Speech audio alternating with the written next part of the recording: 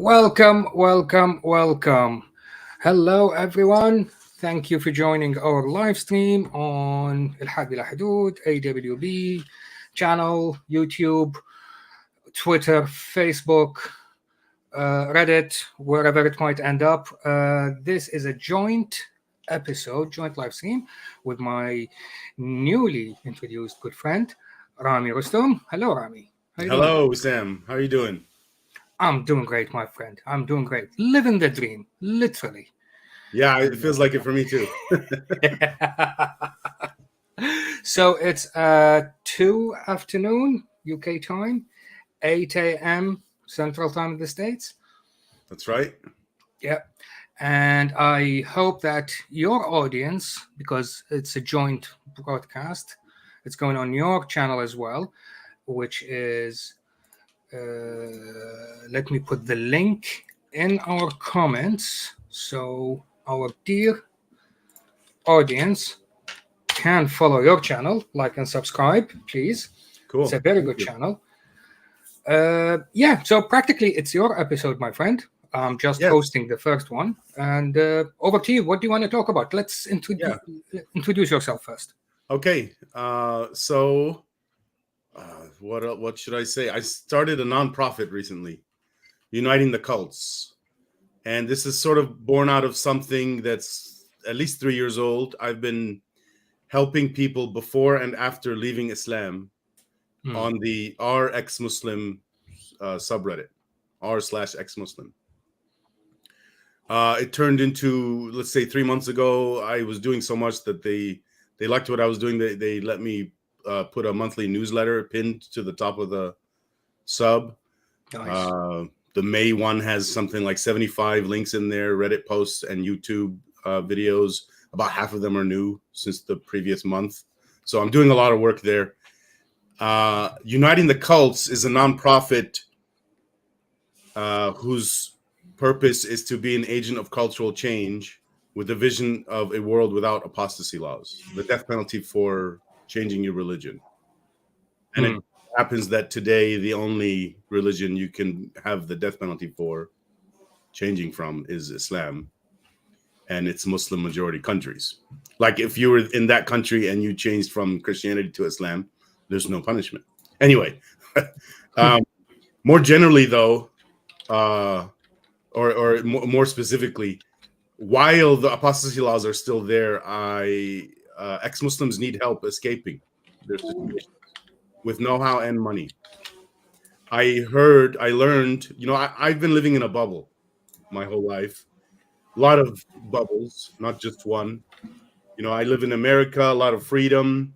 The version of Islam that I saw is very different than the version of Islam that I hear from people in the r/ex-Muslim subreddit. Yeah. People living in these countries with that death penalty, and even the countries without the death penalty. And we could talk about that when we get into it. So anyway, maybe that's enough about me and the organization. What was it? I didn't actually contact you. I don't remember what happened anymore, but I wanted to talk to someone about the Iraqi Civil War, and I wanted perspectives that are not. Let me take a step back. So I almost know nothing about it. Okay. And I'm in America, and we started a war there. So I would know some, but I'm about to tell you how little I know in a few sentences. And the U.S. was involved in rebuilding the country afterwards too, not just a war and left. So maybe some of the U.S. citizens would know some more.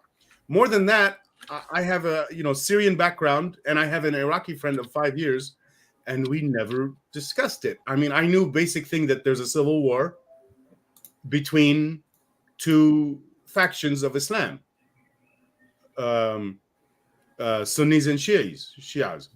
By the way, in Iraq, it's not called civil war. What? Okay, it's called sectarian war, because the two different sects of Islam fighting each other, Shia and Sunni. So it's a sectarian war. The term civil war is just something I said in my head. I don't know if anyone else uses it.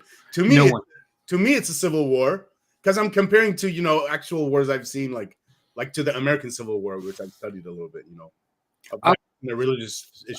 I think if you define what is a civil war, it's a war between two factions from within the same country for political reasons, economic reasons, etc.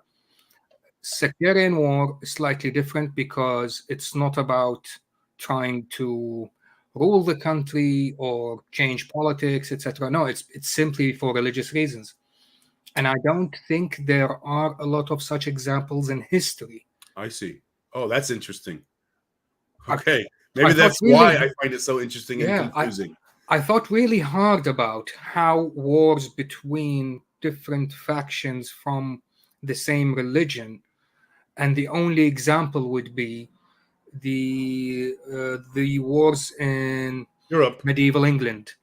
yes, the Protestants and the Catholics. Exactly. Which after that the Europeans came up with separation of church and state, please. Yes, yeah. Which America adopted. That's the European. The English said, okay, I'll create a new one. I'll create a whole new sect within the Christianity, and which will respect everyone else. So the ruling one would be the Christianity Light, the Church of England, and Catholics, you do your thing. Protestants do your thing. Yeah, I didn't know. Yeah, you're telling me something that's new to me. You're saying most of Europe or whatever, their solution was separation of church and state. Yeah. And in England, they made a new church that was accepting of everyone.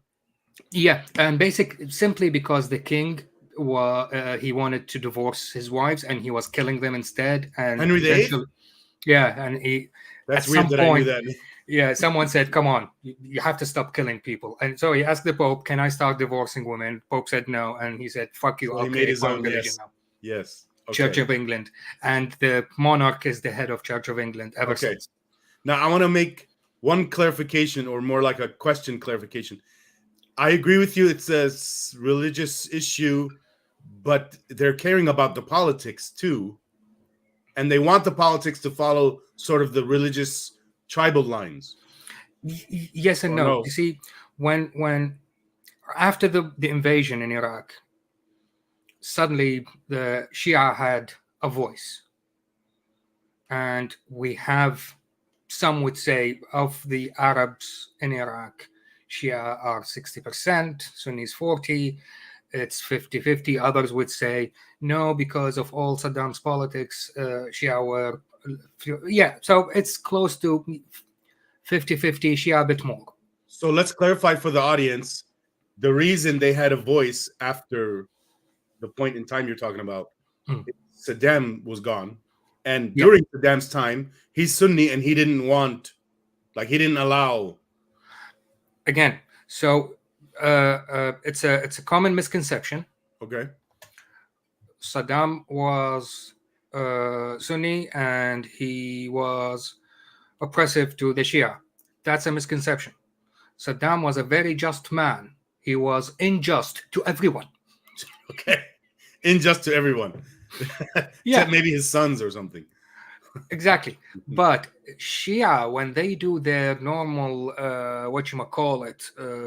religious activities, they are so distinctly different from Sunnis. And it will make it look like they are kind of copying Iran, loyal to Iran. And that was the big thing to Saddam. That's why he oppressed any activities that will look like something that only so Iran it wasn't necessarily that he cared about Sunni or didn't like Shia. It was they're in a different tribe, effectively, and they have different alliances. Yeah, because of the war with Iran. So for 8 years, from 80 to 88, we were at war with Iran. And Iranis, 12 times a year, they will mourn the descendants of the Prophet, the 12 Imams, and there will be a certain rituals. In Iraq, when they do that, at the same time Iranis are doing it, then that might look like loyalties to Iran. So he oppressed that bit. Okay. You cannot do that. So the first thing that Shia did after the invasion, okay, so next week is the memorial of Imam number 5. and there's a shrine somewhere in Iraq for that imam. So let's walk there. So that's what they do. They would walk to that shrine to honor his memory, etc. And then that kind of went out of control because, again, 12 times a month, 12 times a year, and that means days before the event and days after the events, roads are blocked, and so it was chaos. Sunnis, meanwhile, Sunnis were, come on, we were ruling before this time. None of this bullshit would have happened before 2003. So they are destroying the country. And again, it's from an evolutionary point of view. Evolution says survival of the fittest, but which fittest? Is it the I, the me, or is it my immediate genetic pool, or is it my tribe? I'm glad you asked that question. I'll let you finish, and then I want to say something about that. So when it comes to the tribe, when the tribe starts to change, then people would react negatively. And that happens everywhere. In America, the first migrations, when it happened, it used to be only English and German, etc. And then when Italians started to come in, that created friction. When the Dutch started to come in, that created friction. And then it settled down. Everyone had their own thing. And then the Greeks started to come in, and then Eastern European, and that created another friction, and so on. So the Sunnis, they had a situation where everything is normal, as they would call it, or the whole society. But then suddenly, roads are blocked. Thousands of people in the street beating themselves up.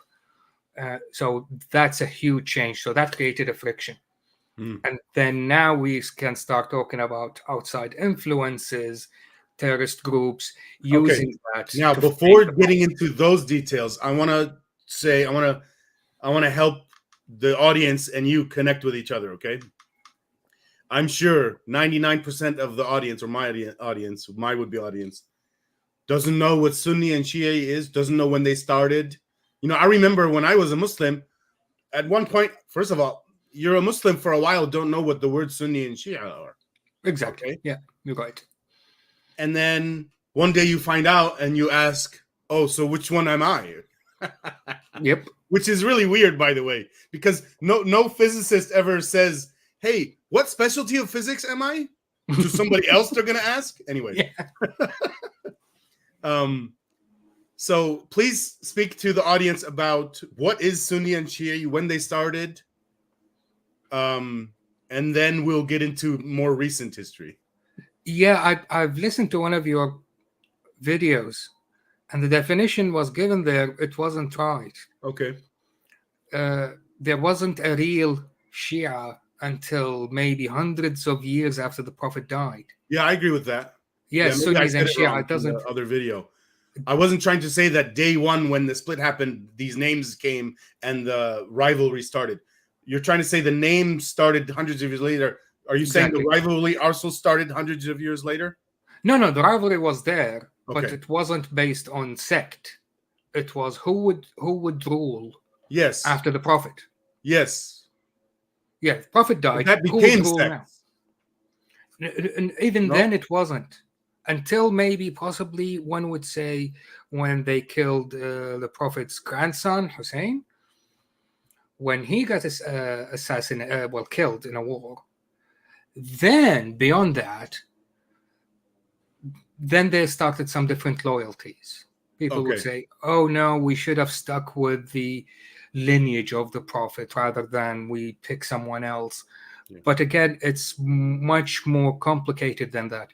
I need to check historically the words Shia and Sunnah when it started.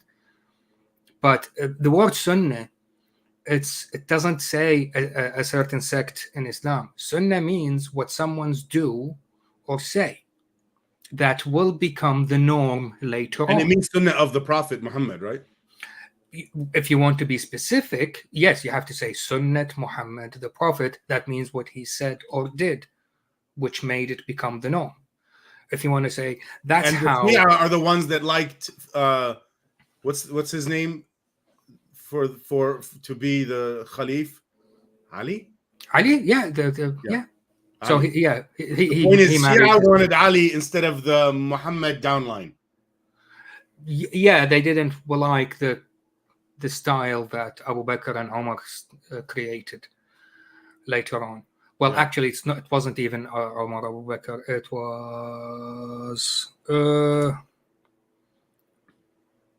Yazid bin Muawiyah. I think Yazid bin Muawiyah, who actually made it like a kingdom. So a king, and then his son will become the next ruler. Monarchy. And his son. Yeah. Yes. Yeah, if I don't know the discussions that Muhammad was having, he had to be thinking what's going to happen after him.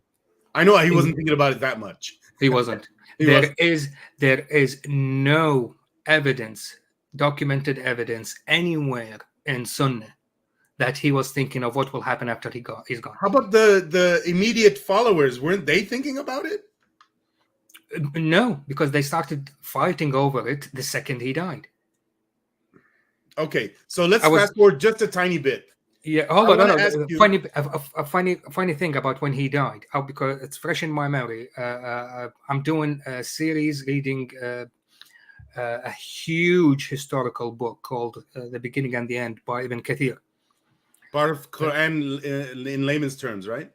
No, this is a new one. It's in Arabic. It's not in English. Okay. So if you check Islamic history books, what do you want to know about Islam's early stages, early days?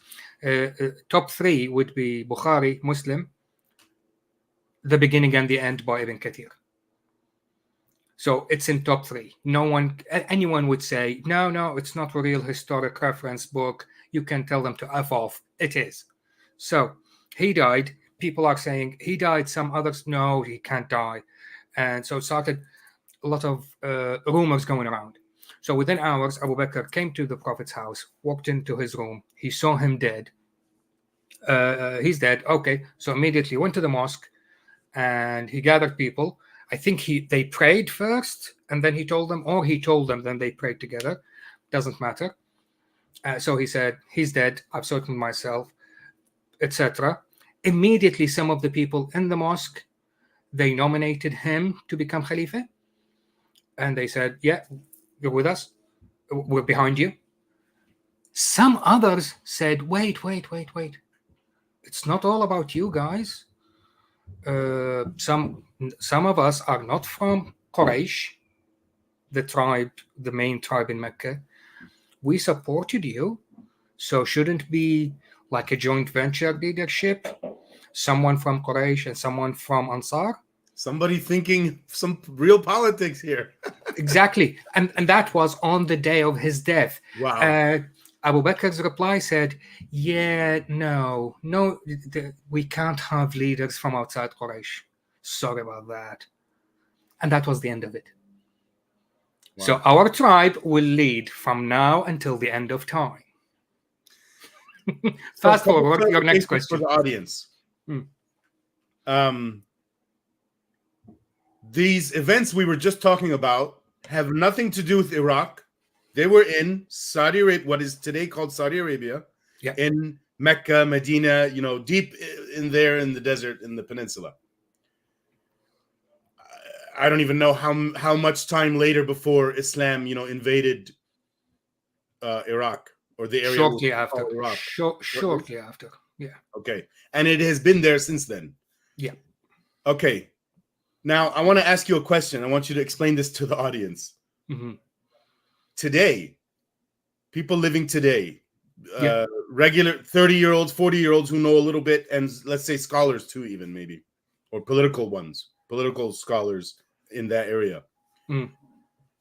What do they say about, or what do they think about the division, between Sunni and Shia with respect to what the purpose was 1400 years ago? Like, the disagreement that those two groups had 1400 years ago, do they even recognize what that disagreement is today? And does it matter? Is it relevant to any politics today or even religious issues? So religious scholars, it's a spectrum.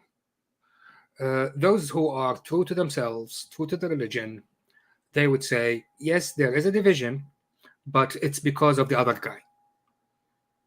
The other guy's causing the division.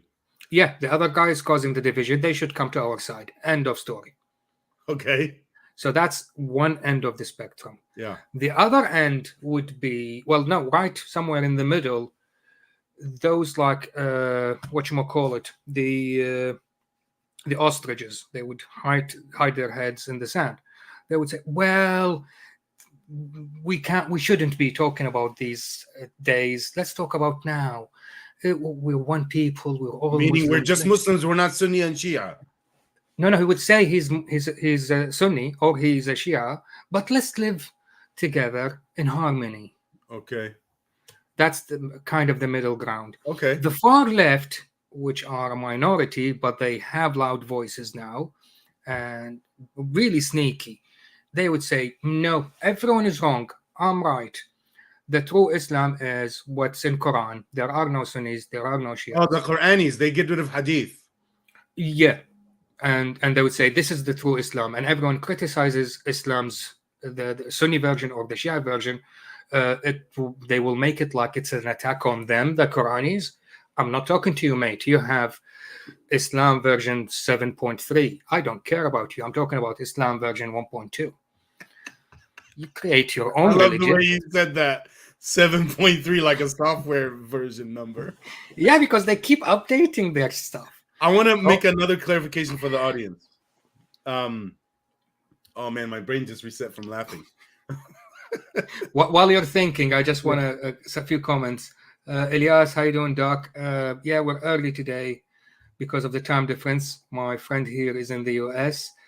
Nabil, thank you very much. Appreciate it. And yeah, that's it. Back to you, Rami. Okay. Let me see if I can remember, though. If not, then we'll move on, I guess.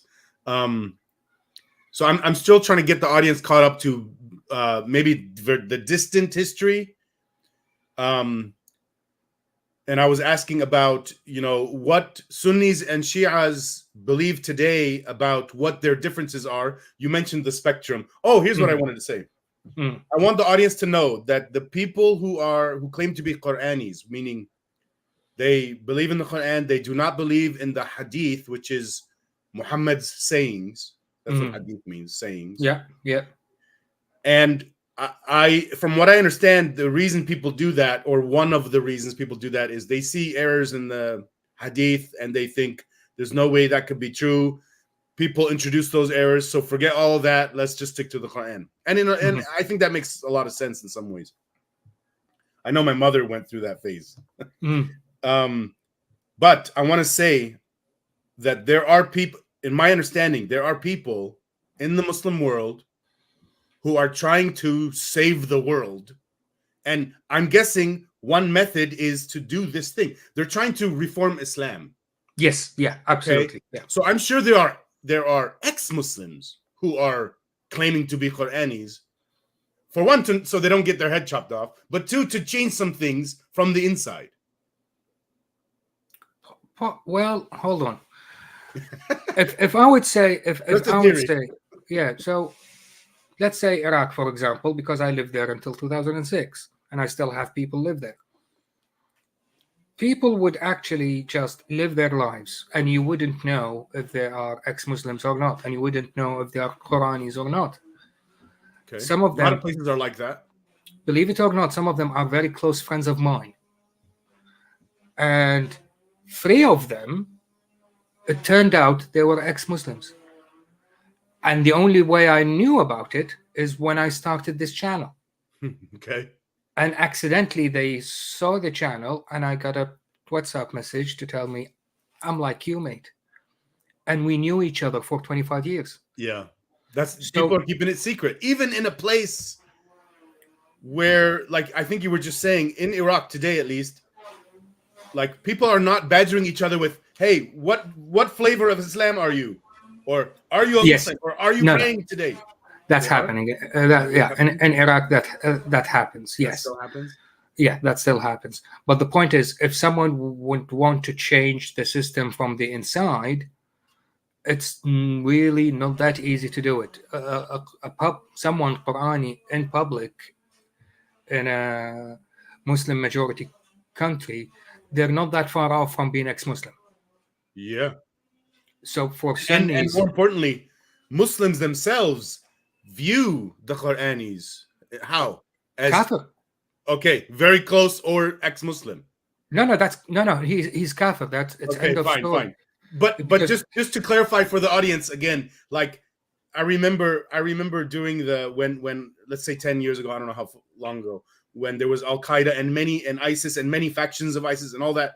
I remember hearing a phone call between the two groups, and they were yelling at each other. No, and they were yelling about what terrorist attack they just did and saying you guys are not Muslim enough to the each side. Yep. So even like okay, we're saying Muslims will see Quranis as kafirs or ex-Muslims. Even a regular Muslim could be seen as an ex-Muslim by a very extreme Muslim. Correct, yes. And that's why ISIS justified all the horrible things they did to Muslims in North Iraq and North Syria, because they don't. Okay. They are not So you Muslims brought us from into your the side. more recent history now. Yeah. Talk to the audience about what ISIS is and how they formed from Al Qaeda, where Al Qaeda came from. Yeah. Goes back to Afghanistan, right? So. Yeah, Al Qaeda from Afghanistan, and everyone knows that. But what happened in ISIS is in Syria, because of global warming, they had a drought period. And in Syria's economy is a very fragile one, and they heavily depended on trade with neighboring countries. And so in the late 90s, when politics started to come back again and we opened the borders between Iraq and Syria, Iraq was under embargo for a long, long time. So the only place that we can do trade with was Syria. Amman was open long before that, Jordan, I mean, but they didn't have anything to offer. So they were only a gate to outside world. But Syria, they had agriculture, they had manufacturing, they had a lot of good industries. So we started importing stuff from them. We started going to Syria as tourists. Things were good. But again, that economy was heavily dependent on that little trade route. And then you get hit by drought 2-3 years in a row, and it's only a tiny river that got dried out, no rain. Farmers immediately, they were bankrupt. And that's what started the initial, I wouldn't call it revolution, but they were demonstrations. Against Assad? Yes, against Assad. They just wanted support from the government because they were dying of hunger. They don't have crops.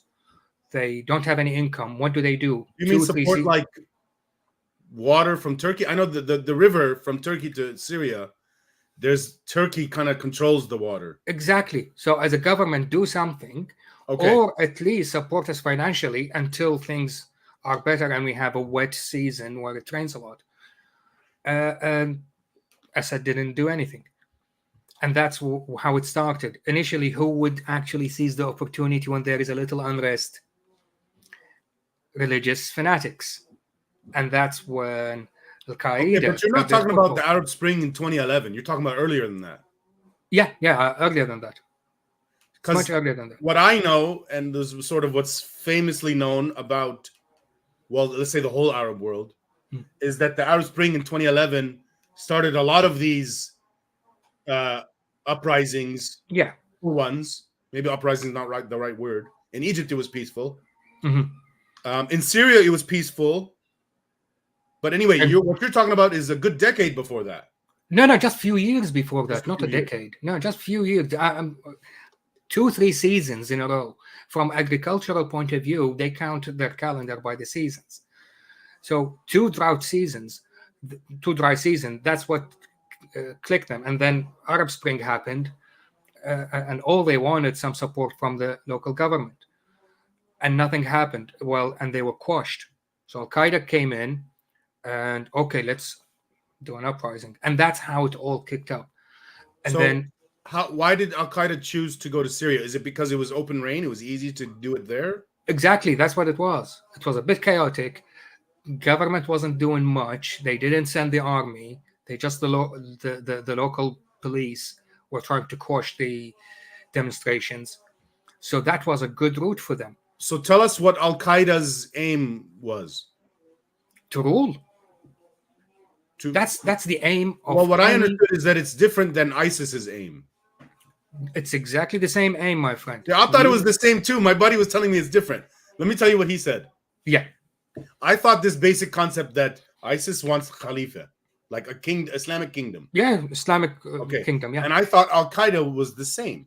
Yep. And what he told me was, no, they didn't care about making a Khalifa. What they cared about was going against what, let's say, the West was doing, America was doing in some of these nations. Yeah, and not necessarily making. What do you think? What was America doing in Syria? Nothing. America had no influence in Syria. Yeah, so why would that explain why they're going to Syria? Yes. Yeah, there's no American influence in Syria. Nothing. Well, no. Hold on. Let's backtrack it. When they were in Afghanistan, I mean, okay, let me explain why they were in Afghanistan or how they started. So Russia was invading Afghanistan in the 80s, 1980s. Yeah. And a group that named themselves the Mujahideen started. Bless you. And Mujahideen means people that do jihad, just so people know. Yeah. Mujahideen, it's just a grammar thing or spelling thing. But it was a defensive jihad. Like I think that was a righteous jihad. Yeah. And it was a known thing. Even it was in our language when someone says, yeah, it was a complicated situation, or the situation is too complicated, you will say القضية الأفغانية, the Afghan situation. It's too complicated. So that was Afghanistan in the 80s. So people would actually physically travel there to jihad because it was a righteous cause. It was a Muslim country being invaded by the Soviet Union at the time. Yeah, I don't know if it was Russia or USSR. What year was it? 80? I mean, they fell in 89. Yeah, exactly. So it was this was before that. It was the Soviet Union, yeah. Yeah. And this actually helped them fall, I guess. But anyway, so the reason America was involved was, and this is an older thing, America since, I don't know, the 50s, since World War II, I guess. Exactly. It's the Eastern Bloc. They were doing doing the Western Bloc. Cold War with Russia and or USSR. And America, and I don't agree with this, but they were trying to fight by communism. Yeah. And so America helped the Mujahideen. Correct, yes, yeah. By giving them very simple weapons that were good, like a rocket launcher that's very good against a helicopter. And the price difference is huge. So they were taking out helicopters with these little rocket launchers. And I don't know how long it took, but eventually USSR gave up.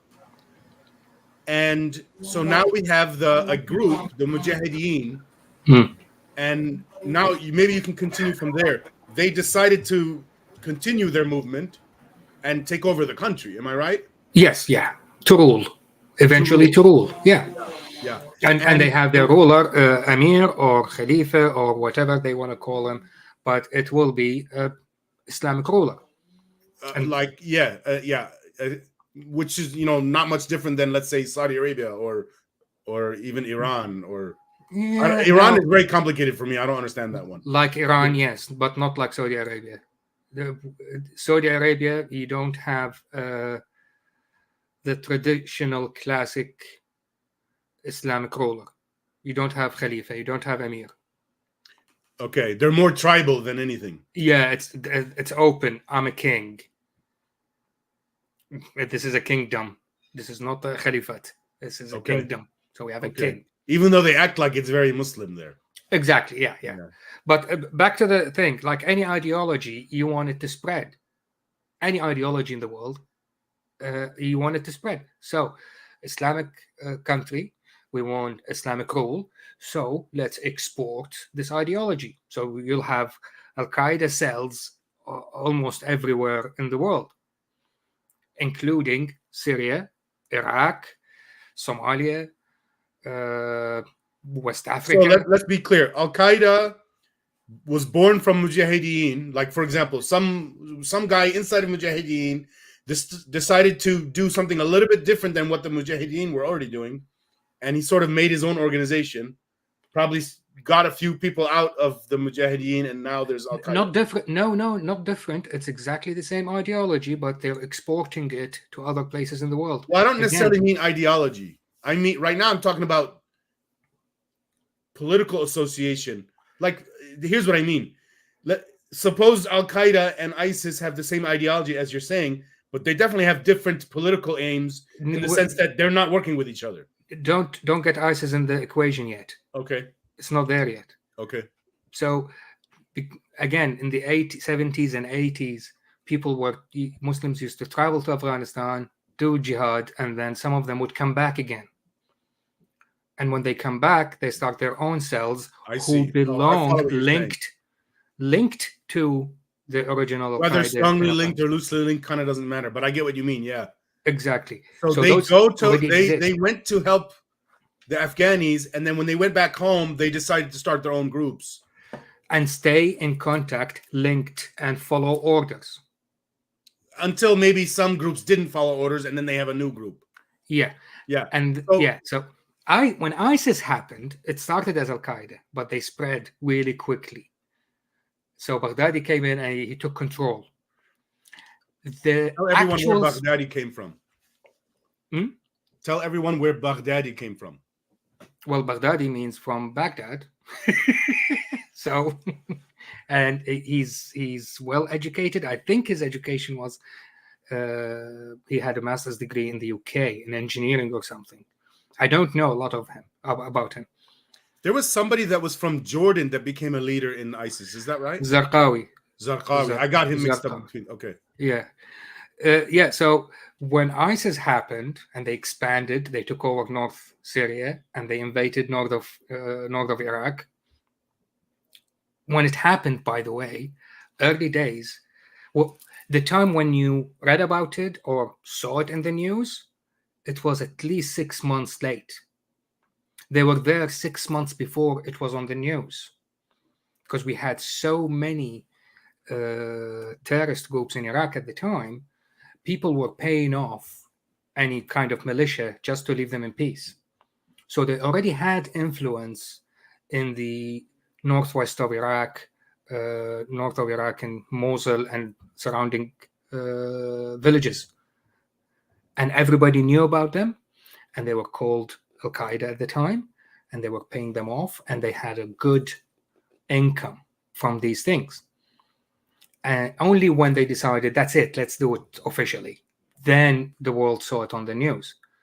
And the way they did it, and all the horrible things they did against Muslims themselves, that's only when Al Qaeda said, you've gone too far, mate. We're not associated with you anymore. So you do you. We'll keep doing us. They didn't want the heat that the West was going to bring on Al Qaeda, so they distanced themselves. I don't know why. I don't. Is it heat? Is it they went too far even for Al Qaeda? So that's when ISIS became an independent thing. And by the way, right now, like Al Qaeda historically, now there are ISIS cells starting all over the globe. Have started. Have started, yes. Technically, ISIS, or I don't the word technically, forget that word. From what I understand, the civil war in Iraq is over. ISIS was defeated 6 years ago. Mm-hmm. Defeated both in Iraq and Syria. Mm-hmm. But you're saying there's still ISIS cells all over the world. Yes. And again, it's not from my point of view, it's on the news. When you hear a potential terrorist attack in France from ISIS. The only difference is they don't have their own controlled territory at the moment. Mm-hmm. Or at least not a large one, not like the size of a state. And I find it funny because Al Qaeda, the name, can go international, can go global. Qaeda means base. So that's their title, that's their name. Fine. ISIS means the Islamic State of Iraq and Al-Sham, Syria. So you gave your name, you gave yourself a name and limited yourself to these two countries. They didn't think how far ahead enough. They weren't thinking about the future, just like Muhammad. Sorry. Exactly, yeah. So, yeah, an ISIS cell in Somalia, what do you want to achieve? You're still part of Iraq and Syria. No more. Yeah, I didn't even think about that. That makes no sense. Okay, so Al-Qaeda came to, you said Syria first, and then Yes. ISIS was born in Syria from Al-Qaeda. Give us kind of what the year was at the time when that happened. I'm horrible with Okay. with the years. No, don't push me on that. Okay, never mind. But it was definitely before, like when ISIS started, there was, I mean, when did they start? When did they start acting militarily? Well, from day one, when they supported the small uprising and demonstrations in Syria, but it wasn't called ISIS. It was called Al Qaeda. Yeah. They got the name later, and they named themselves. When they got to Iraq officially, and everyone saw it on the news, that's when they called themselves. I see. ISIS. Okay. Before that, they were IS, the Islamic State. Yes. They were IS. It's weird that they changed that name. Yeah. So they started Al Qaeda, then they spread in Syria, became IS, then they got into Iraq, became ISIS. Okay, so now let's bring this into the more political area here, which is, okay, so how do I say this? America decided to start a war with Saddam. Yeah. Okay, go from there now. Or why they even did that. They tried to. The war with Iran finished, and infrastructure, economy in Iraq was near collapse, all but collapsed. So Saddam wanted to sell more oil to the world to get some income to rebuild the country. That's when the West thought, whoa, hold on. You're crazy dog. We're not going to give you money. We don't know what you'll do with it. So they said no. So he said, okay, I'll take a hostage. He invaded Kuwait. So that's when the world said,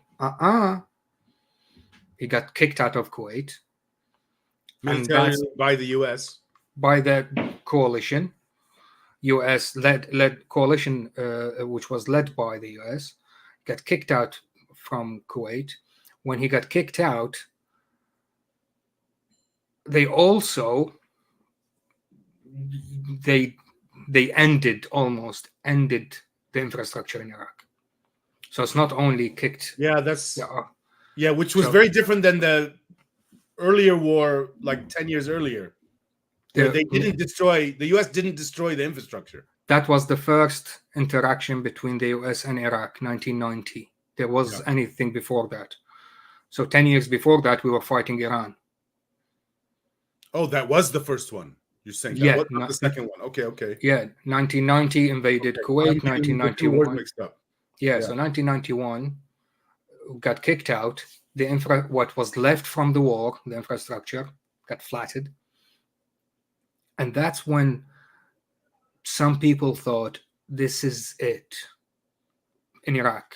This is the point when we can have our proper uprising against Saddam.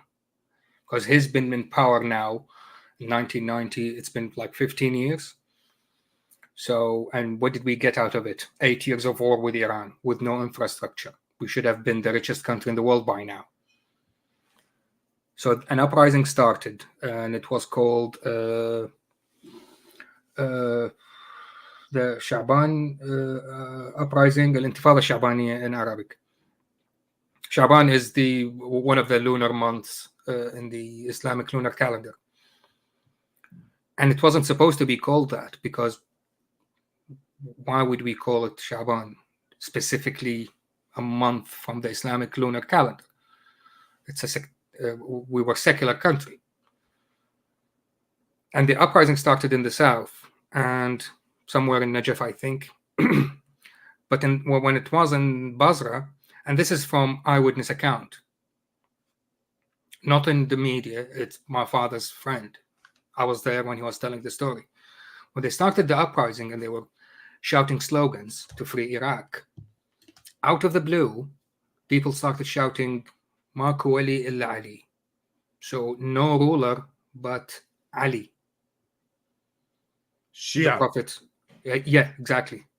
Suddenly it changed from calls for freedom from a dictator to we want the rule of Shia. Shit. And that's when almost half of the people in that kind of demonstration, they just stopped, which were mostly ex-communist. What do you mean they stopped? They just stopped the march. Oh, they're like, oh, I don't want to be with this. Exactly. I didn't sign up for this shit. We're calling for freedom, not for another one to rule us based on Another religious. dictatorship, yes. Yeah. So you want a religious. Definitely guy? not a religious dictatorship. Yes. And we've already seen how a religious dictatorship looked like in Iran. It started in late 70s, and that's what started the war when they had Ayatollah there, so religious leader. We know how Iran looked like before and after. So I didn't sign up for this. They immediately stopped and they just slowly walked away. And here's the thing.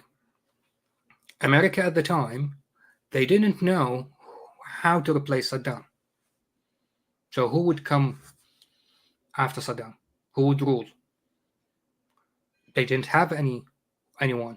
So yeah, they can come in, they can assassinate Saddam, they can invade the country, and they can put someone else in his stead and then walk away. They Another didn't have dictator. that. Another dictator, another pawn, but they didn't have that. So they didn't do anything. They could have ended the regime then and there in 91 when they kicked Saddam out of Kuwait, but they didn't. Because And they then didn't know how or didn't believe they knew how. Okay. Yeah, the uprising happened. So what did the Americans do? They could have just stood on the sidelines and see how it goes, or decide and pick a side. They picked Saddam's side. At that point, there was an aerial embargo, so no helicopter, fighter jet from Iraq can fly anywhere. If it leaves the ground, they will get shot down. When that uprising happened, Saddam was allowed to use helicopters. And he just slaughtered everyone. And it was a massacre. And I still vividly remember. Supported Saddam to commit this massacre. They allowed him, yes. It's supporting. Come on. Yeah. If you shoot down the defenders and not this guy. They didn't shoot anyone, the US. They just allowed him to use his helicopters. Yeah, but the way you said it was, they said, no planes, we will shoot you down, but Saddam can. Yeah. Use planes. So that's what I mean by supporting. Yeah. But we're nitpicking technicalities. Sure. So they and as I said, the way he did it was horrible. It was a horror story. It was like scenes from this movie Saw. And the way how I know all these things, because he allowed the release indirectly, unofficially, of VHS cassettes, because they were filming all these things. The army, they were filming all these atrocities, and they leaked it intentionally to the public. Why? So we would learn our lesson and never do that again. Oh, like that. Okay. The way 500 years ago, let's say I think it was the Catholics, the king this was in England, I'm pretty sure. The king massacred, let's say, 10,000 Protestants and then put them all up for display on crosses. No, that's official. That's the official way to do it. Saddam didn't do it that way. The better analogy would be you massacre 10,000 people and you see someone running away and just let him go. Let him go to spread the word. Okay. So you didn't allow it officially, but you just let the word out. So he allowed the leak of some of these VHS cassettes, which So it's more covert than the other way. Yeah. So that's what happened. And so that would kill the spirit of any generation, any population of humans who would And ever. it did? It did. And that was 1991. No one would dare do anything or say anything against the regime until April 9th, 2003, when we all saw the statue fallen over. And that's when I thought, oh shit, anything can happen. Never. So this is now the second war that America started with Saddam, and they beat him kind of quick because it wasn't even a few weeks, I think. Exactly, yeah. Because now Yeah. they have an alternative, or thought they did. The idiots. Yeah, what did they think the alternative was? Well, a lot of the opposition of Saddam, they were already either in London, in DC, in Paris, and they were in talks with the CIA. So there had been planning going on for a decade. Exactly, it's been in the pipeline for ages. But yeah, they until they were sure that they got their assurances from all these opposition people. No, it will be pure democracy. You will walk in, the people will. Okay. Yeah. So now I want to talk about the government structure of Iraq before and after these events. So what I understand, when people, even in America, when people talk about the word democracy or the concept, they generally don't talk about the federal state system. Generally, they're thinking of a Congress. We have representatives, we vote them in, they vote for our laws. Generally, they don't talk about a federal state government structure, which they should be, because that's a very important part of the American government system. Now, before these events, there wasn't a federal state system in Iraq, but today there is. Right? Yes and no. Okay, please explain that. The Kurdish population in Iraq, they had a self-governing situation agreed with Saddam. During Saddam's time, okay. By force. They were supported by the Americans, and there's nothing he can do about it. Oh, by force, Americans made it happen. Yes. And even how did they do that? How did they get it by force? I don't even know what that means.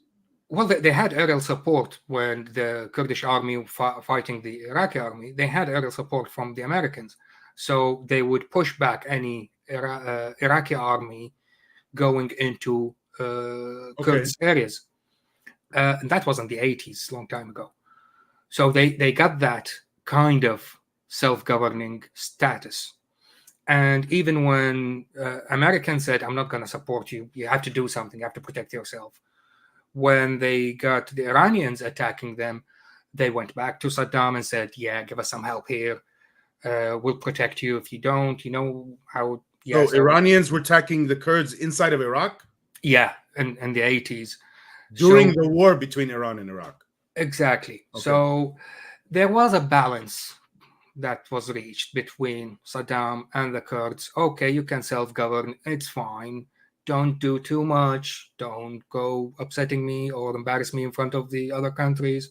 And then, yeah, you can govern yourself. Let's keep it like that. And then 2003 happened. And then a new constitution is written. And they would say, well, we will want a federation. And, well, it's just to keep the status quo of Kurds ruling themselves. A federation in the States means each state has its own rules, and then you have rules that cover everyone else, central government. In Iraq, we have a federal government in Baghdad that rules Iraq apart from Kurdistan.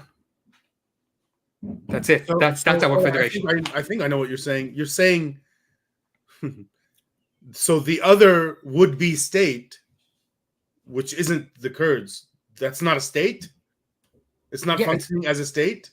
No, Iraq is functioning as a state. I mean, what I meant was two states, the Kurd state and the Arab state, and then the federal government is Iraq. That isn't... Yes. So the Arab state and the Kurdish state and the federal government, yes. So that's kind of the situation.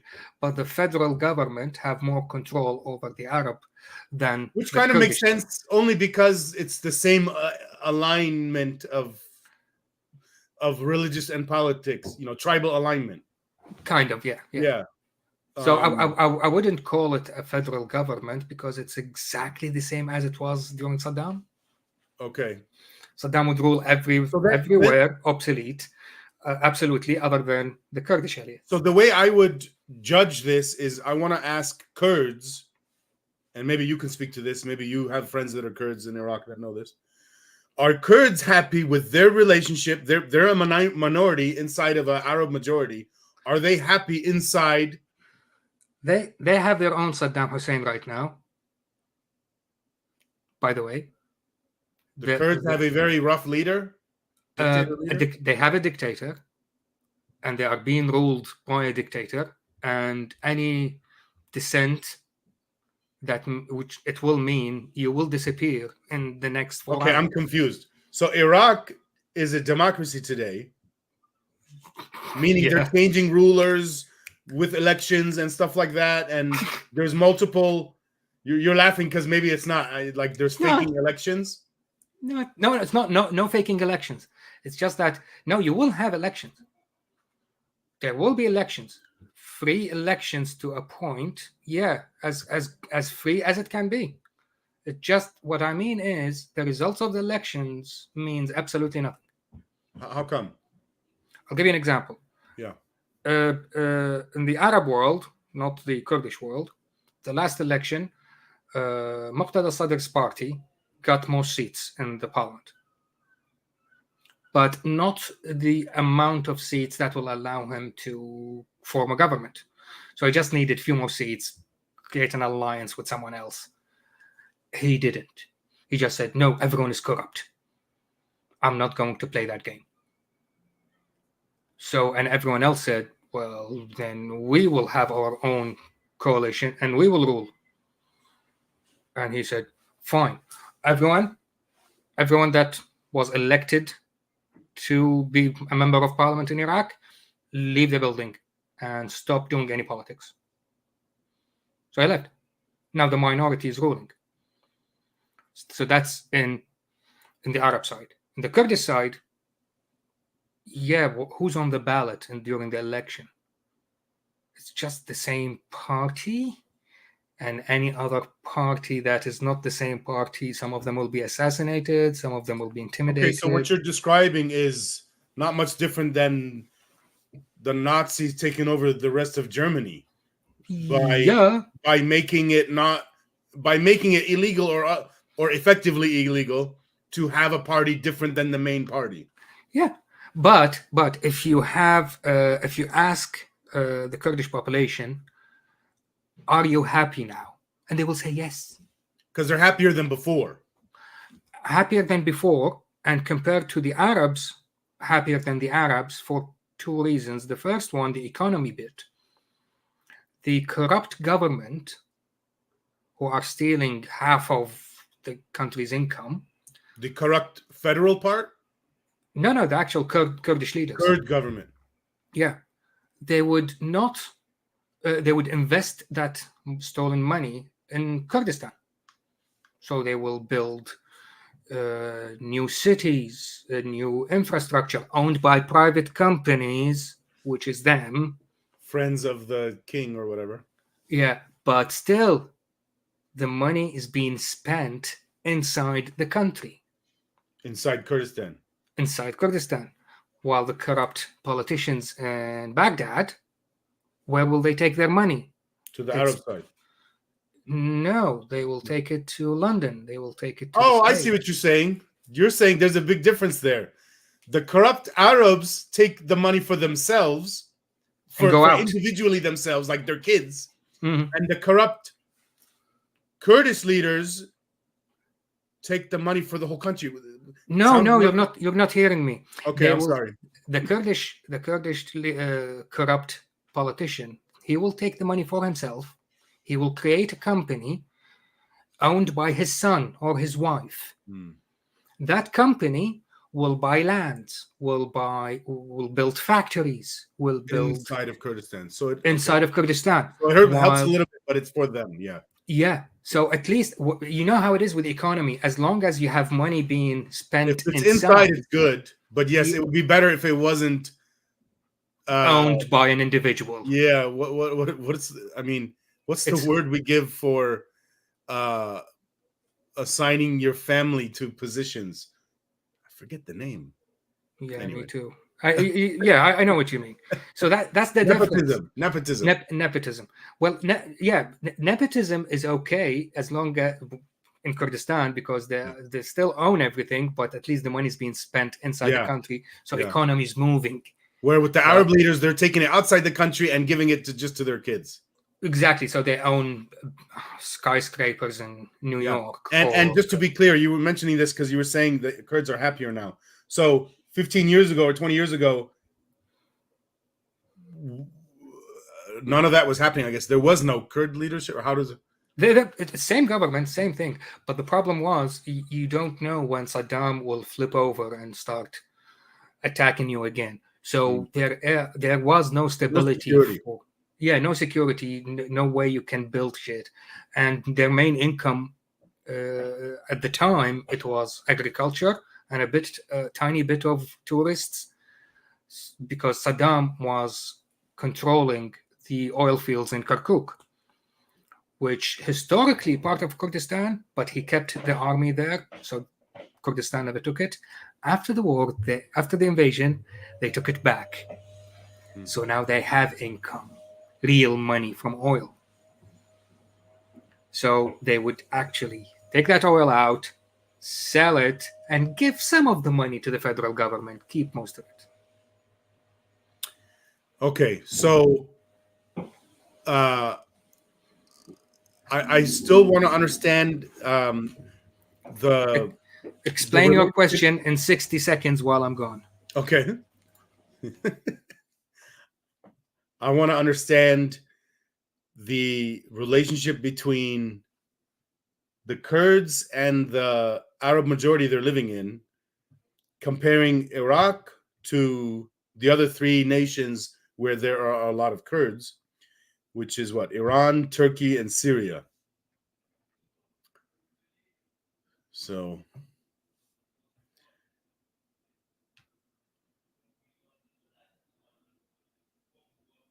and then what else? I want to understand better how Iran works.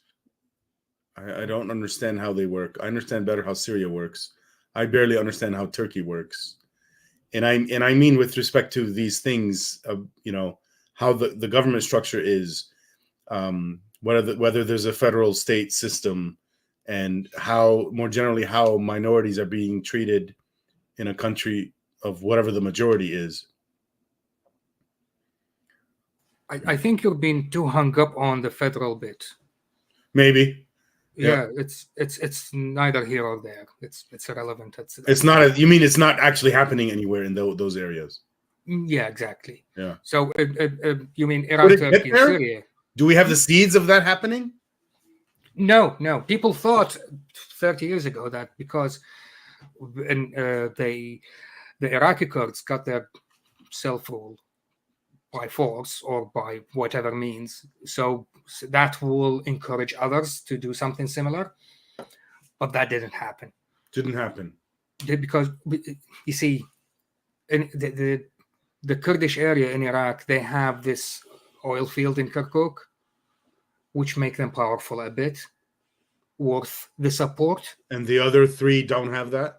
Don't have anything. They're just mountainous areas and maybe some fields and agriculture based economy, and that's it. So not a big deal. So are there Kurds today, and I mean a large portion of them, that still want or are talking about making a Kurdish country, taking a piece of each of those four countries, Iraq, Syria, Turkey? And only every other minute of the day. You're saying yes, a lot? Yes, a lot. I'll give you an example. This morning, there was this post from a page called, something about Mesopotamia and history of Iraq. And recently, some scientists, they did a 3D render of a skeleton of a Neanderthal skeleton discovered in Mount Schneider in the north.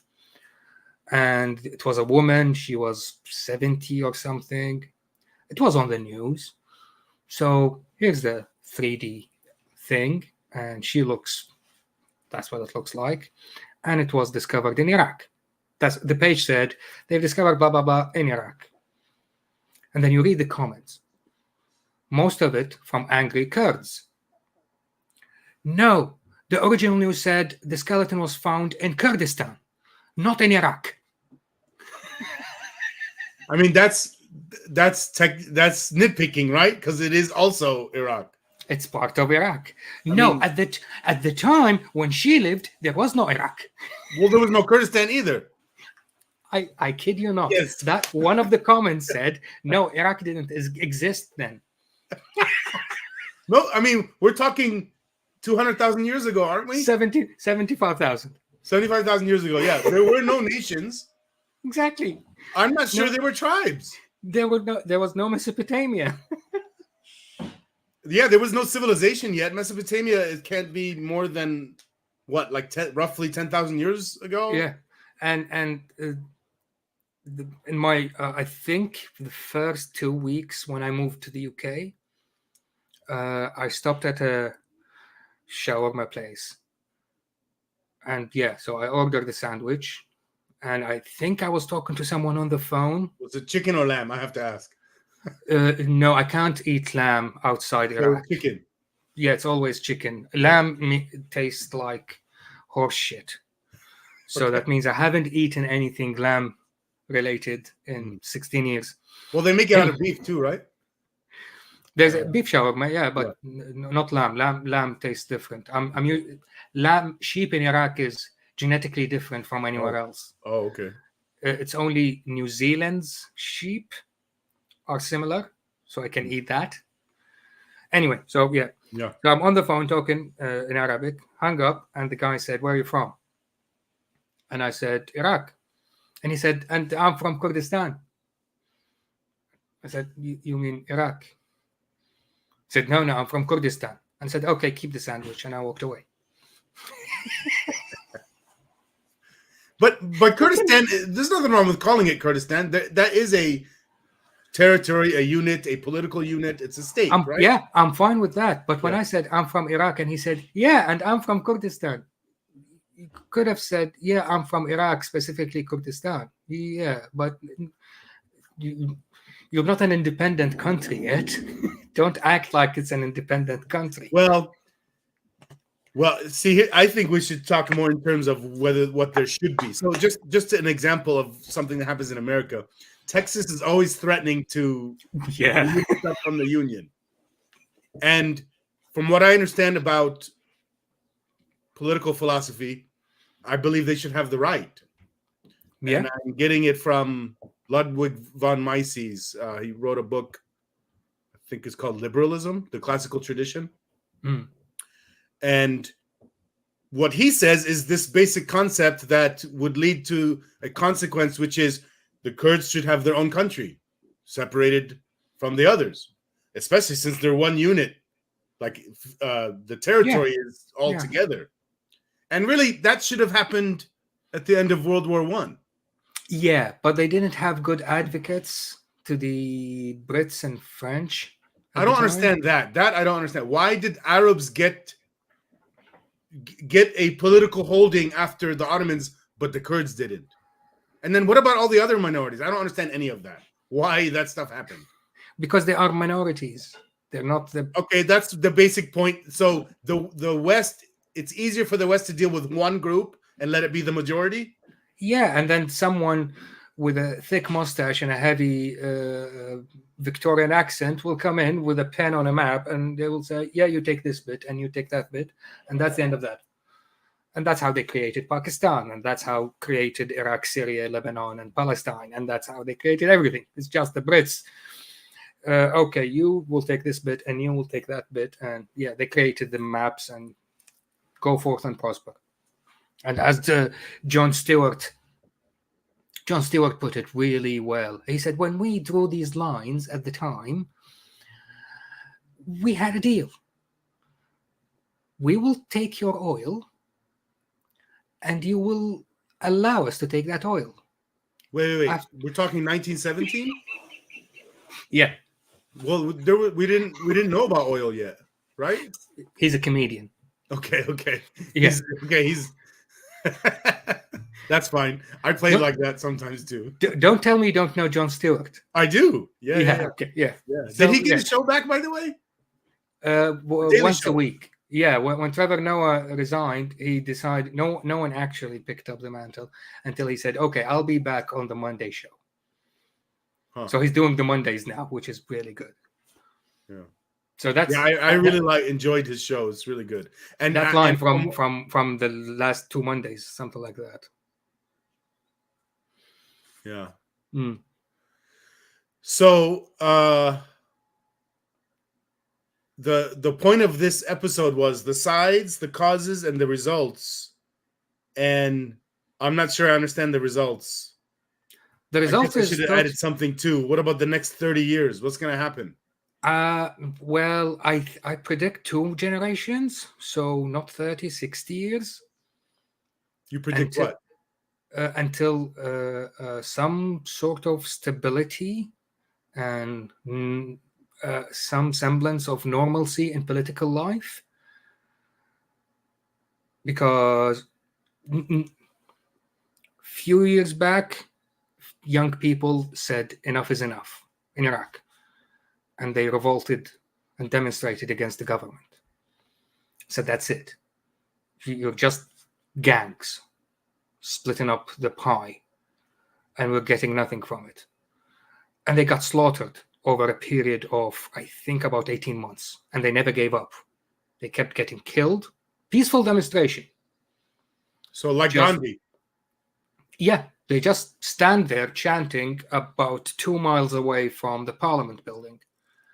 And they were shot by snipers, by and they would keep peacefully doing it while still getting killed, and they didn't turn violent. They didn't turn violent, and they kept doing it for 18 months until they ran out of young people. Oh shit! Yeah, that's the sad truth about it. That gave me hope. So those who survived will get married and have children and raise them that there is hope. And at some point, things will change. And I think the last election, we had the largest number of independent seats since the invasion. Independent meaning not Sunni, not Shia? What do you mean? Not affiliated with any of the big parties, who are mostly they have either Sunni or Shia. Somebody wanting to vote, but not any party, like no party. Exactly. We're independent. We're not with the old regime, old system. We're independent. So that's a good thing to me. So those will raise the next generation, and the next generation will raise the next generation, and then maybe they will have a majority in the parliament, and they start talking about rule of law, freedom of speech, etc. Right now, that doesn't exist. Start talking about it. I'm glad the first thing you mentioned was rule of law, and then freedom of speech. You mean they're not talking about it too much now? Yes, they do, but only when it suits them. I did an episode on a new law that was discussed at the time, and I think it passed. Now it is a law. What people can say or don't say on social media. And I did a comparison. It's in Arabic, unfortunately. We would have enjoyed it. So I read line by line what the proposed law. And with each line, I would play a clip from some prominent figure, religious or political, that would actually violate that law. I remember you were telling me, yeah. Congratulations, you've got 10 years. Next. And then thou shalt not say X, Y, Z. And then someone wearing a imamah would do something like that. And say, congratulations, that's 5 years. Next. So you're saying this basic concept that whatever rules I'm going to use the word king here, okay? So because this started, you could say at least 1300s in England, where the king of England was sort of forced by the people to adopt a I'm going to call it a constitution, but at the time it was called the Magna Carta. Magna Carta, yeah. And what the concept was, look, there's going to be rules, that's fine, but the king has to follow them too. Yeah. Okay, that's rule of law. Okay, Exactly. and the point is, it's opposing rule of man. Mm-hmm. We shouldn't have men ruling things, men or women. We should have the law ruling. And you're saying it's not really a thing, but it's going to be. Yeah, give it 2 generations. 40, And 50, that means they're learning from the outside, right? They are, yeah. In this day and age, you can't live in isolation and don't know how other. I keep saying this. Ignorance in the 21st century requires a lot of effort. So if you are ignorant, that means you are actively If you trying have a to YouTube account, YouTube is showing us to them right now, to some of them. Yeah. And you have to refuse. No, I don't want to listen to this. Yeah. So they will be forced to see how a stable government in a country where rule of law is the norm look like compared to what they have right now. Right now, the economy in Iraq is based on money laundering. That's it. That's our economy. In Iraq, between any restaurant and the other restaurant, there is another restaurant. So that doesn't make sense. It's too many eateries. You have to be a bit more. The Iraqi Jon Stewart, we have there is a guy, the Iraqi Jon Stewart. He's very famous now here. Ahmed al-Bashir? I don't know if I'm getting the name right. He's... No, you're thinking the that's Egyptian. Not the Iraqi one. That's the Egyptian one. The Egyptian, yeah. No, he's famous. Yeah, Ahmed al-Bashir is the Iraqi Jon Stewart. He did a whole spiel on, come on, be more creative. Or horse racing, for example. You can do that. Golf courses. You can do that. Massage parlors. All of them are very good in money laundering. Why just restaurants? Do something else.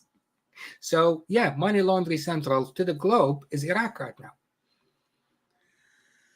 Okay, so you're... when you were making this prediction about 30 and 60 years, were you speaking only of Iraq, or is it also Syria, Iran, Turkey? In Iraq only. I don't know about the rest. I think Iran will take some time. We can see demonstrations now. So you think Iraq is ahead of the other ones? No, if it's hard to tell, because in Iran, if you walk the streets, it's not what the news media is telling you. People are not really being governed by the religion that directly.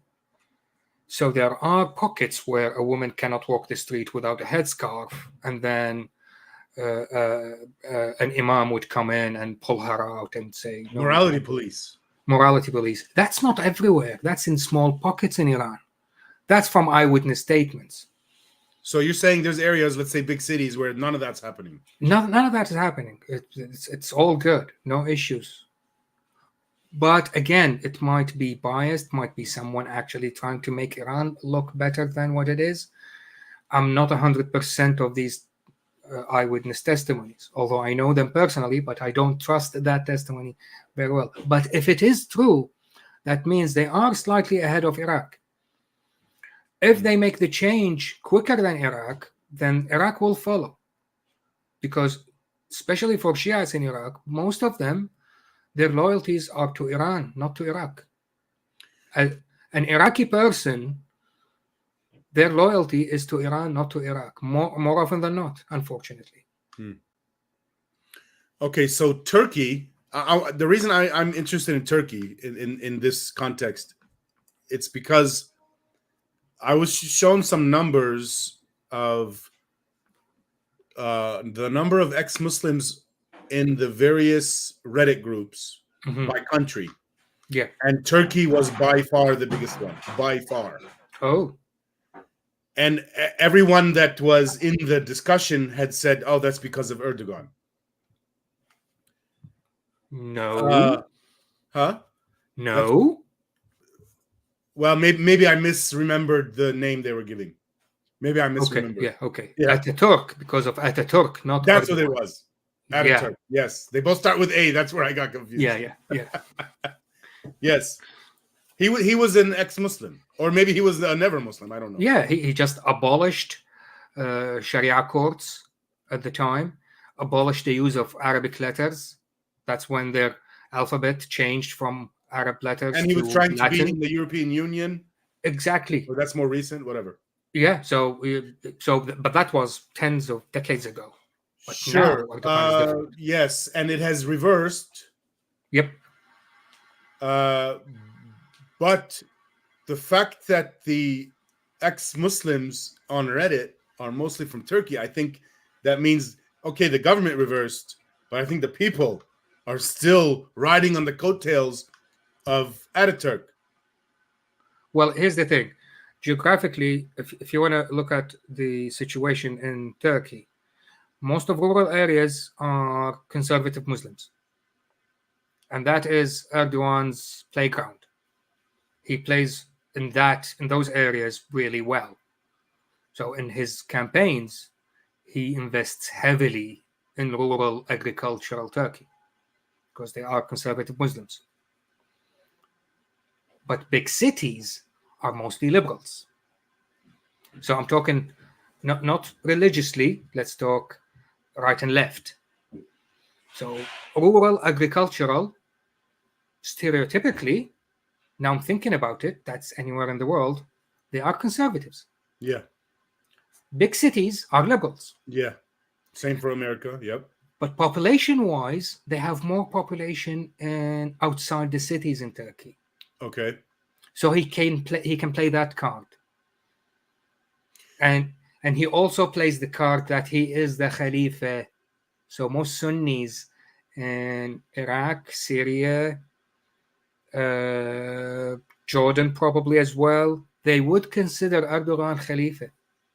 And they would wish that he would rule them because he is the only one true Muslim leader. Well, if we're talking 30 to 60 years range, I mean, all of these people will be dead anyway. So really, we're talking about the ideas that survive from today into 60 years from now.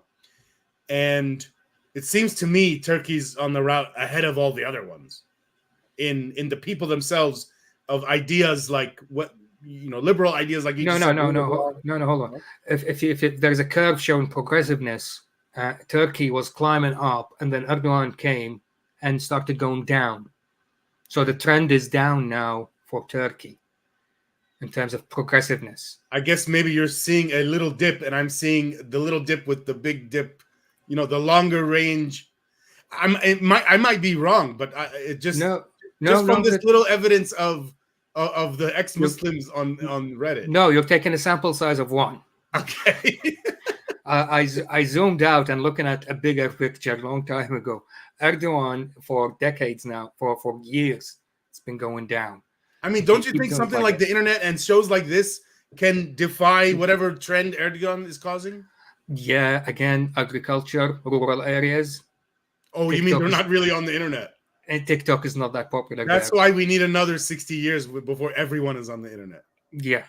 And then at the same time, I know you love this topic, cult mentality. In Iraq, we have a cult.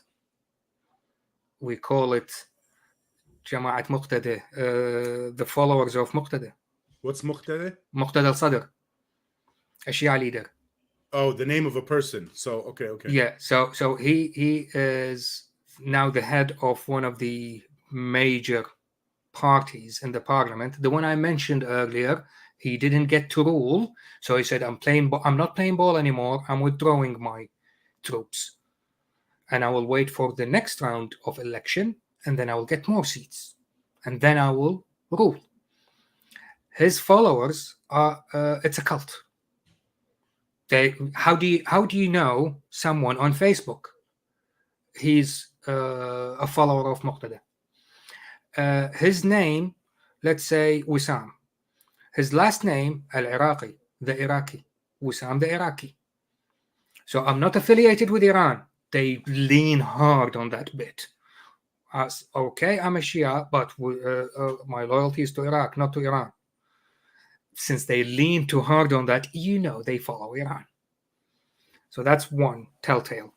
The other, their spelling mistakes are horrible. It looks like they didn't even finish first year in primary school.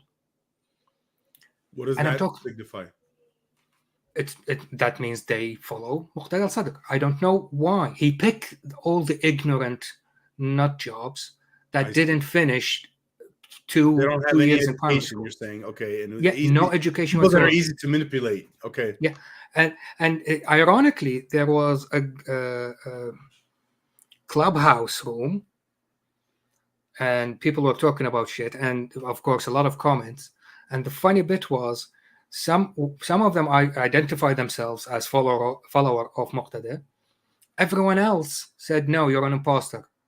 You're here just to see what we say and go and report somewhere else." Why were they suspicious? Because his spelling was immaculate. I shit you not. That was the telltale sign that they thought he's a spy.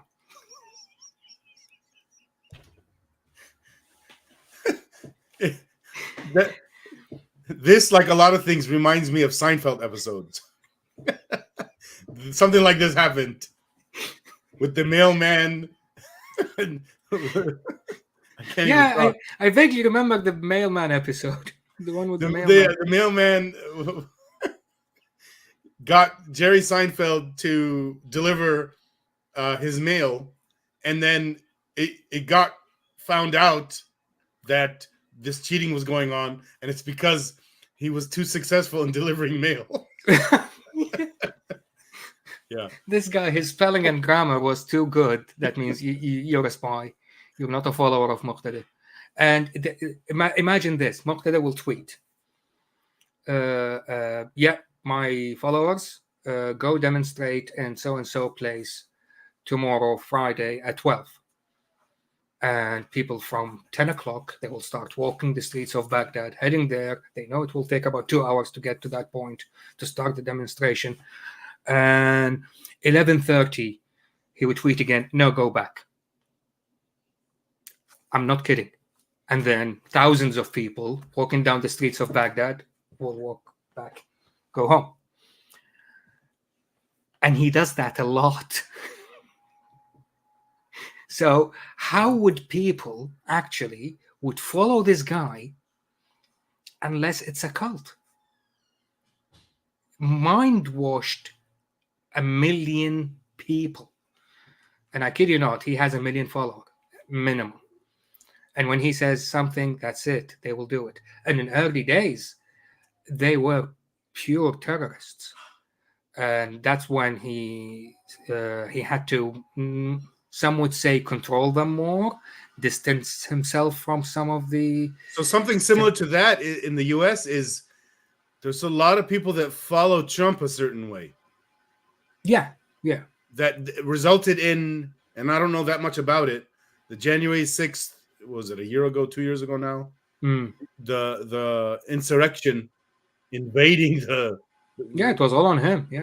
Was it not the White House, the congressional building? Yeah. And the reason it's like a cult, and we should clarify cult behaviors. A group is a cult only to the extent that it does cult behaviors. So if you do no cult behaviors, you're not a cult. If you do one, you're a cult to the extent you do that one thing. Similarly, you're stupid to the extent you do stupid things. Maybe we all do stupid things, but there's levels. Yeah, because we're not equally being stupid. I just wanted to make that clarification for everyone. I'm not calling everything a cult. Yeah, but with Muqtada, it's definitely a cult because they worship him. You can talk to some Shiite and they might be open-minded. They might respect freedom of speech. You're an ex-Muslim. They might accept that you're an ex-Muslim. It's fine. You think the Prophet was an idiot. Yeah, that's for you to decide. It's okay. But Muqtada is an idiot too. That's it. I'm going to kill you. So they would be fine with freedom of speech. They're aligned more with that man than Muhammad. Well, most Shia are aligned with anyone from Muhammad's descendants than Muhammad. Okay, we're only speaking of Shia anyway. Okay. Yeah, so in general, Shia, they would respect anyone from Muhammad's lineage than Muhammad. That's a fact. But if you respect Muqtada, who is allegedly from that lineage, more than anyone from his predecessors, that is pure worship. More generally, what they're doing is they're not thinking for themselves, and they're aligning themselves with a person, regardless if they disagree with them. That is absolutely right. So, they cannot disagree if they are not thinking. So they don't think. He will think for them, and they will do whatever he says. A disagreement would be if I have an opinion. They don't. Sometimes, though, you have an opinion already, and then you hear their opinion, and it contradicts. Yeah, that's when your original opinion is deleted. Right-click, Shift, Delete, gone forever. It doesn't exist anymore. You gotta stop with those jokes you're making me. You can't go to the recycle bin and restore it. It's gone. It's Shift, Delete, gone. I'm getting dizzy. Okay. By the way, I tried to get you excited during this episode, because I noticed in your videos when you get excited, your voice gets louder, and when it gets louder, you start to sound like Neil deGrasse Tyson. Do I? And I failed so far. I tried to. And I sound like him. You mean in how he gets loud or something?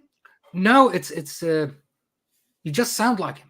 When he gets excited and he becomes I watch loud. him, by the way. I Facebook Reels or whatever keeps showing me his Reels now, and he does the thing with another black man and his co-host. Science. Yeah, his co-host. They do the co-host. show. Is that what he is? Okay, yeah. They're always doing it together, and I've been loving those. Yeah. I love that man. Yeah. Oh no, I didn't know I sound like him. When you get excited, When I get excited, a little angry and loud, then you sound like, because Neil deGrasse Tyson gets angry and sometimes. So when he gets angry, loud, and explaining some concepts, you sound exactly like him. Yeah, I wish I did it less. It's I not don't a mind bad getting thing. excited, but I get angry in times when I shouldn't be angry. It's a trait. I don't think it's a bad or good thing. It's a trait. Sure. Anyway, maybe we make an episode just about that. Yeah. I want to continue hitting on this, by the way, unless you're needing to leave soon or something. Yeah. I want to talk about. Let's do a few more minutes. Few more minutes? Yeah. Okay, maybe we should leave this to another episode then. I really want to hit the federal state system more. And what I want to talk about is something real quick. Recently, I found out that my uncle, who's Syrian Sunni like me, and I think he's ex-Muslim. I'm not really sure. And another gentleman, also Syrian, in my town, who owns a grocery store, they have not been speaking for 9 years. And I asked my uncle, why have you guys not been speaking for 9 years? What is the fight that you have? And it came down to, he's explaining that they have a political disagreement about Syria, not even about America, where, this is from his mouth, he says, my friend, is okay with Syria being chopped up into 5 countries, and my uncle wants it to be 1 country. And I started to talk to him about it, and I realized, and I convinced him, I think, federal state system makes both sides happy, or at least you can see it as a functional compromise. Like if I ask him, something basic like, okay, compared to America, I asked him, do you think it's okay for a country to ignore the UN or some world government body? He said no, because you're talking about Hitler then. Yeah, exactly. Yeah. Okay, so if you think of the smallest level, we have a city government, and then we have a county government, then we have state government, then we have the federal government, and it doesn't stop there. Then you have the world government. It makes sense to do all those. And at each level, like at each going from the higher level to the lower level, the idea is it's not our business. You do what you guys want in certain areas. There is a very famous podcast called Freakonomics and series of books. I know about it. Yeah. They did a series called Earth 2.0. So if we decide and we have the ability to move to a new planet, habitable planet, what will it look like? From language point of view, method of rule, how government look like, how language look like, how economy look like. So which we have a rich history here on Earth. We have the experiments of all these things for thousands of years, which ones that we will pick to fit in that new planet. And one of them was the government, which type of government we need to decide. And I found it convincing the way they, of course, different experts will present their point of view, and it's up to the audience to say, yeah, I think that one is better or that one better. Me personally, yes, democracy. And then the way you just explained it, there is a type of government for the town, and then over that for the county, and above that for a state, etc. That's okay, and different rules will apply on different areas. It's not for everyone, and the federal government will have certain rules that applies to everyone else. Yes, but here's the thing. History tells us a successful governing type is developed over hundreds of years, if not thousands. Baby step reforms over a long period of time. A big chunk of what America goes back to the year 1300 with the Magna Carta.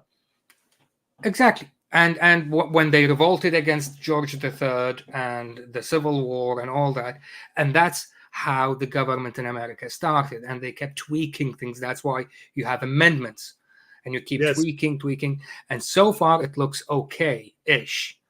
I wouldn't say it's the most successful type of government in the world. That's the current system. Your election system is pure shite.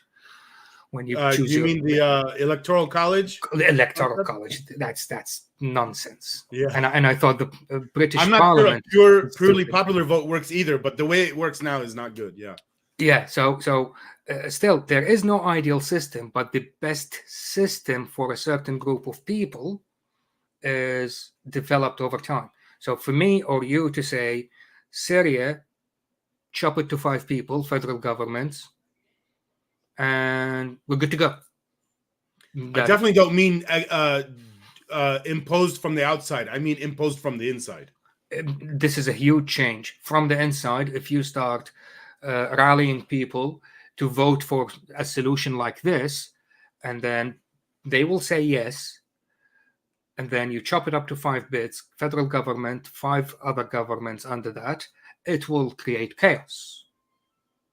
Because you made 2 mistakes. First one, you trusted democracy.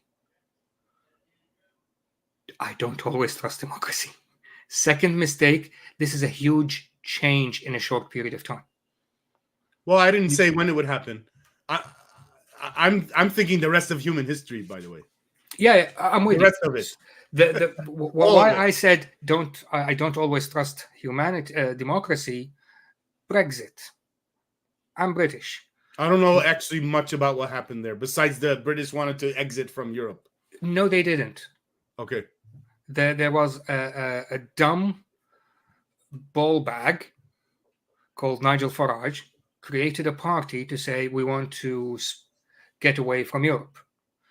Well, we are not in Europe, in the European Union. We're not. We're not part of the Schengen. The Schengen means if you get a visa to enter any European country, you use that visa to go all around Europe. Okay. So the rest of Europe had that, but British didn't. Yeah, if you get a visa to France. So it's almost like a partially part of the Union. Yeah, it was just freedom of movement of goods and services. That's the only bit that applied. We had freedom of movement of goods and services. So I can go to Sweden and start working the next morning without getting work visa or whatever. Okay. And I can buy stuff from Italy. Where all the other countries had a lot more integration into the union than that. Exactly. So, and he started spewing lies about how the European Union dictates the shape of bananas sold in England. And a dumb prime minister called David Cameron thought, okay, let's shut him up because he's been talking about it for 10 years. I want to forget about UKIP, the UK Independence Party. Let's shut them up and say, okay, here's a referendum. Let the people decide. And I'm sure they will decide to stay in Europe. Oh, that's what you were saying was don't trust democracy. Yes. Okay, I want to make a clarification. I don't actually trust democracy, which is why I believe in a constitution. A constitution, the design of it is fuck democracy, fuck popular vote. We should have some laws that ignores how many other people disagree with it. Mm-hmm. Yeah. Yeah. Yeah. So he didn't. Rule of law, by the way. Yeah, and so when he decided to have a referendum, he didn't even bother trying to have an election campaign, show the benefits of being in the European Union, freedom of goods and services movement, and all vote that. Without education is so bad. Yeah, he didn't do any of it. While the other side, we had people actually writing on the sides of big buses, double-decker buses, £300 million is spent every month because we are part of the European Union. So if we leave, that's £300 million back to our National Health Service. And that was a pure lie. That number doesn't exist. It wasn't like that. And we exited, and we don't have an extra £300 million a month to the National Health Service. By the way, do you know which campaign head actually came up with that bullshit and has signed his name under it? A big buffoon called Boris Johnson. Okay. That's our ex-prime minister. So that's Brexit. Going back to your point, see, that was a quick change. It happened quickly, put the whole country in turmoil. We are still suffering and from all the economic backlash because of trade issues with the European Union. We had a near miss, another collapse in the Irish relationship because Northern Ireland is part of the UK, with a rule that there is a dotted line between Northern Ireland and the Republic of Ireland, but people and goods can move freely as if it was one Ireland. But when it comes to politics, the top bit belongs to the UK. Now we have issues in trade with Europe. Republic of Ireland is part of Europe. So they must be goods check between North and South. Oh, we have borders again. Oh, we'll have civil war again. It was that close because of that stupid decision to open it up for a referendum.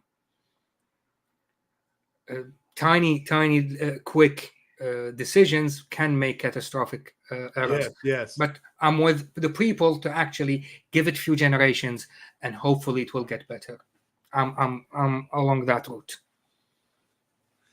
So federal state system, if you took it to the last degree, 1,000 years from now, I mean, suppose we still roughly have the same borderlines we have today. I don't think so. 1,000 years, I trust in science fiction. And the prophets of Star Trek tells us there will be an Earth government.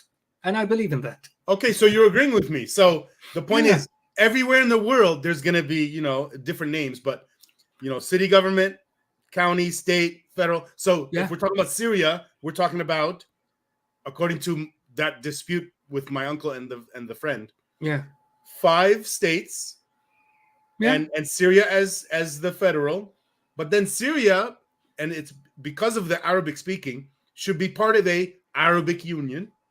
Okay, and then that is part of the World Union. Exactly. Yeah. We should have that everywhere. I would say absolutely yes, and in 1,000 years there is absolutely nothing stopping the globe to behave like this, unless we get World War IV World War III, sorry, 4 will be fought with sticks and stones. So unless, we get the Third World War. It was Einstein that said that, right? Yeah, exactly. So we have too many nut jobs now with the red button very easily at their hand, close to their hands. Too many nut jobs in the world now. So anyone would be crazy enough to press the red button, then everything goes poof. Well, Neil deGrasse Tyson said about this on that little show we were just talking about, that the first generation, the atomic bomb in Hiroshima caused a lot of radiation afterwards, and everyone has this conception that today's nukes also have that feature. And he said, no, they don't. No, they don't. And I didn't know that, by the way. And I have a physics background. I don't know physics that well to know. So this worry that we have about the radiation, long-term radiation after a nuke, doesn't actually exist. So I guess that makes things a little bit different. But we have many more nukes. And bigger. They're more strong. Exactly. Yes. Yeah. So they will wipe everything. Yes, it will be radiation free in a decade or two, but what's the point? A decade is still a lot. Okay. So it's, they incinerated. They turned everything to ashes in the vicinity of 50-mile radius. Yeah. There is no living thing that can walk this ground ever again. Yeah. Anywho, hopefully I really enjoyed stuff like the Iron Dome stops all those kind of things. Yeah, that will blow up in the air, so radiation will fall under. It will still die. Okay. Mate, I really enjoyed our talk. So did I. We need to do something else, yeah. Yes. I'm going to email you soon with ideas for what to talk about next. Oh, yes. And again, I'm doing Al-Bidayah and the beginning and the end by Ibn Kathir, and it's hilarious. I'm doing it in Arabic, and I think it would be good if we do it in English. Sure. By the way, I can listen to it in Arabic. I can understand as long as, you stick to Syrian dialect. I can't understand anyone from Maghrib. When I have an Iraqi friend, when he calls his dad, I can't understand anything they're saying. Maghrib for me is like French. I don't speak French. Yeah, my dad says that too. But yeah, I'm a lot more.